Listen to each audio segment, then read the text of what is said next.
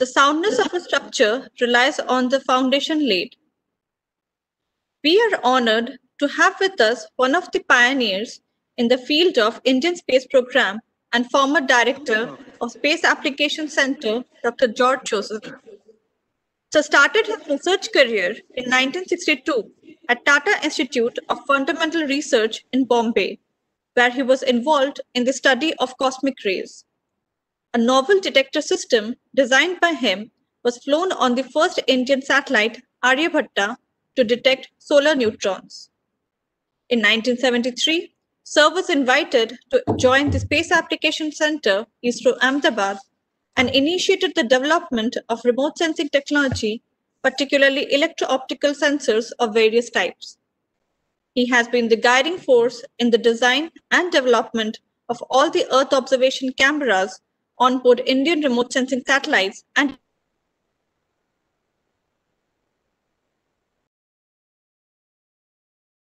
Sir to deliver an overview of IRS-1C program. Please, sir. Dr. Kasturirangan, Dr. Shivan, and other dignitaries, good afternoon to all of you.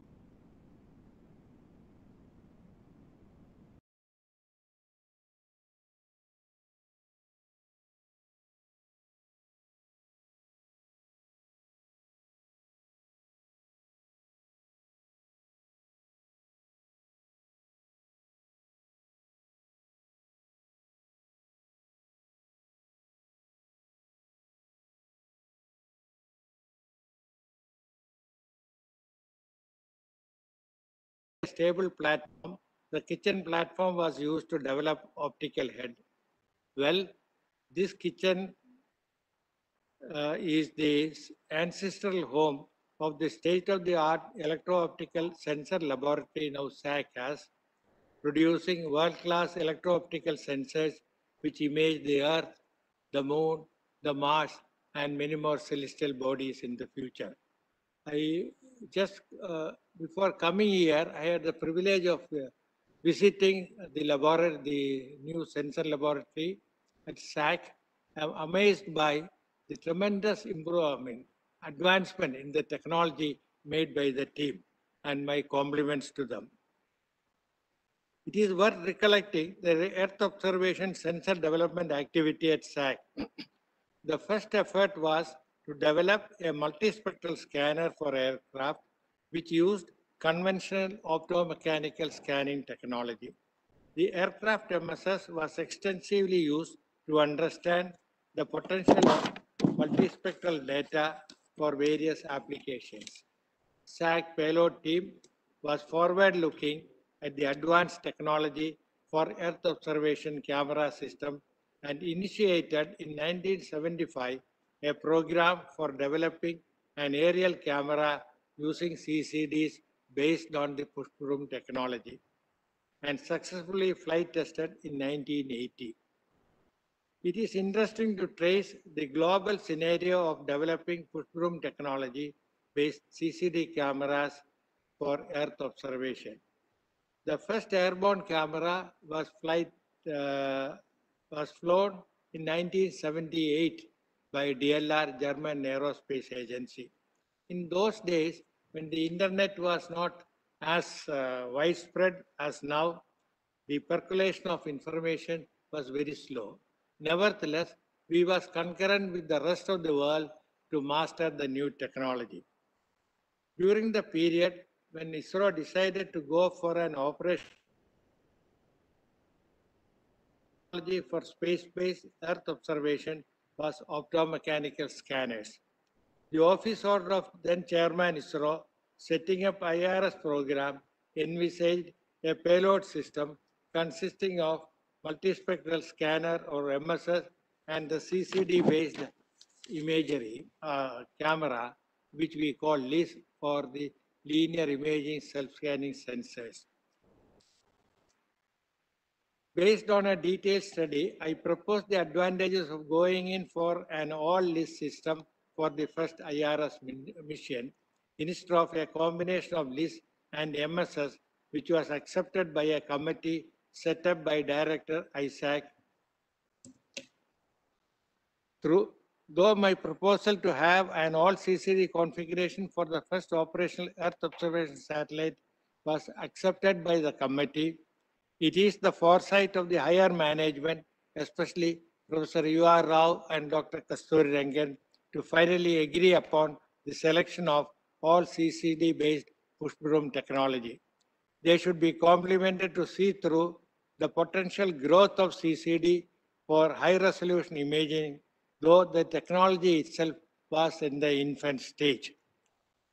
This decision was a game changer in satellite-based remote sensing in the country. But for this decision, the high-resolution camera on board IRS-1C would not have happened so early.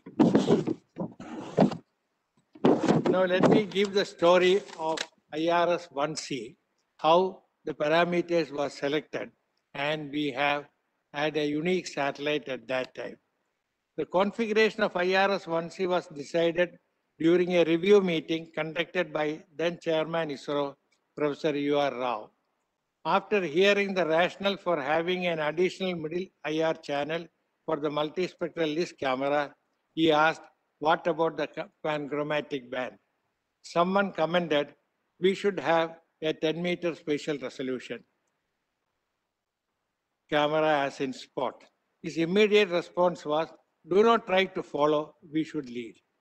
He said, I quote, I am tired of hearing that we are the sixth country in space.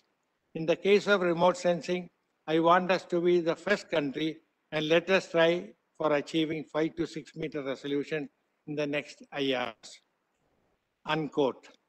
I am sure he was conscious of the need for having a higher resolution data for the application in the Indian context. He turned to me and asked, George, can you make a camera with 5 meter spatial resolution? Though at that time, I had no idea of the technical issues involved, I said that we will do it. It was a big challenge. Since there were no past system in civilian Earth observation satellites providing such high resolution. But the team at SAC took the responsibility and accomplished a state-of-the-art camera system. The moral of the story is, you give a challenging task to the team, they will rise to the occasion and meet it. And this motto, you can see many achievements in this row. Apart from the highest resolution provided by IRS-1C, it had another innovative payload, the wide field sensor, WIPS, providing a wide swath about 800 kilometers and spatial resolution about 180 meters. The thought of having such a unique camera was based on the need projected by the application scientist. Excuse me, I have some age problem.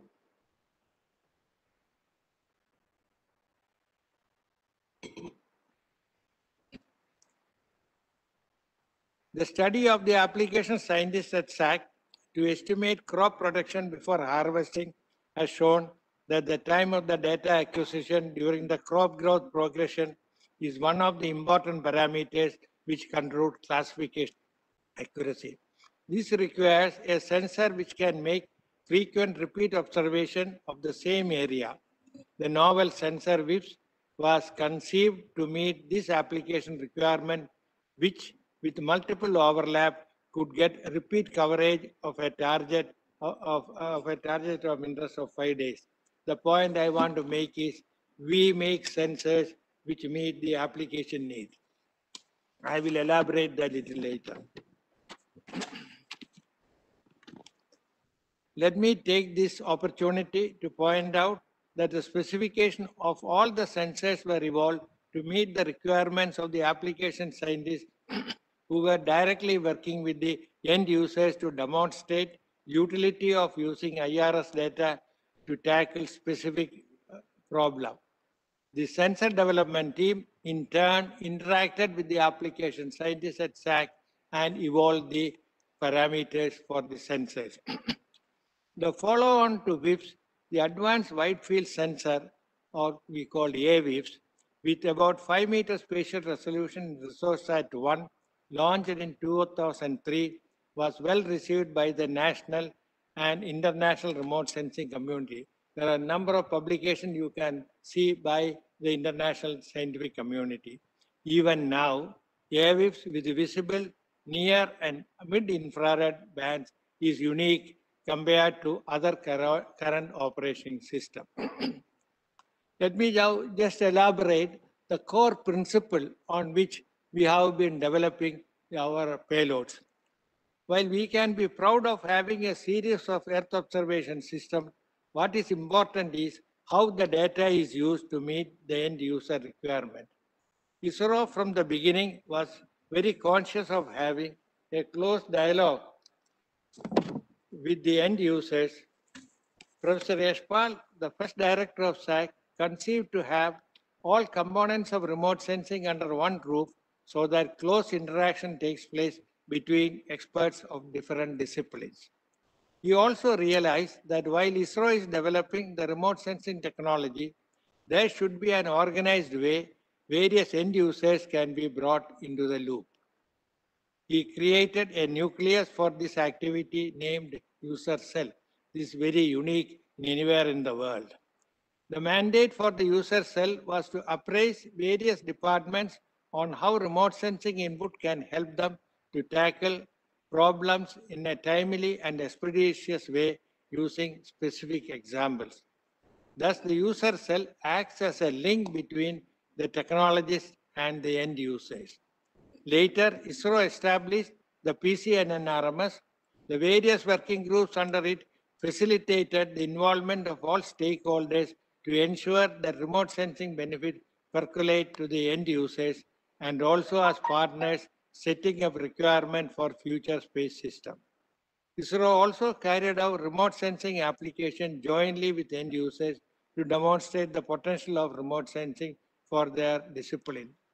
I would narrate that even before the satellite were launched, we were application program. If I remember correctly, the Bhaskara utilization program was done simulating data from the NOVA. Similarly, we had IRS utilization program, so on and so forth. I hope the culture is still continuing.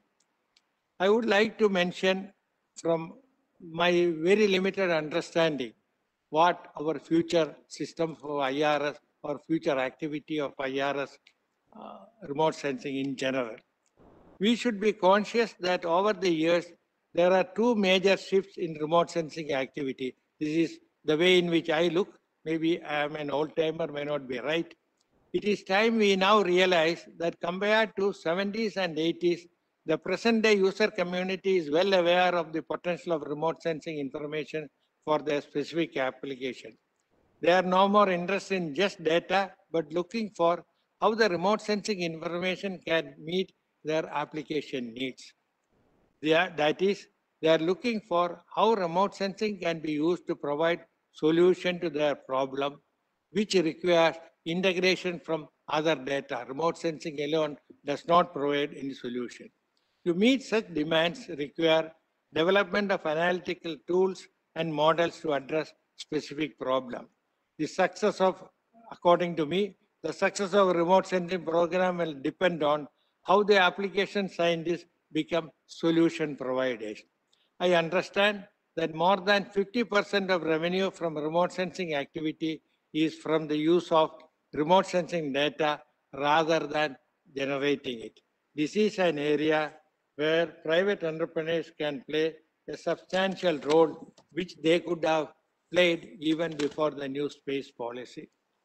Another aspect which I understand from the going through the literature and data is the availability of data. 11 bands Landsat 8 data is available free.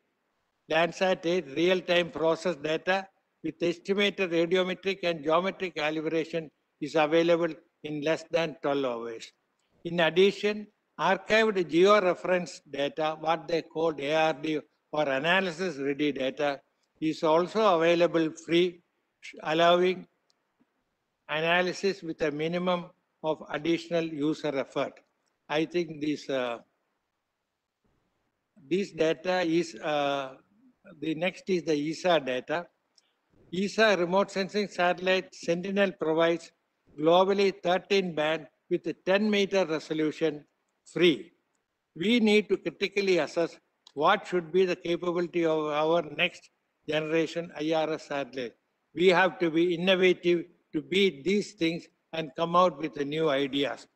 I used to say, and I will repeat, our aim should not be to make the best remote sensing satellite, but realize payloads that are best suited for our national needs.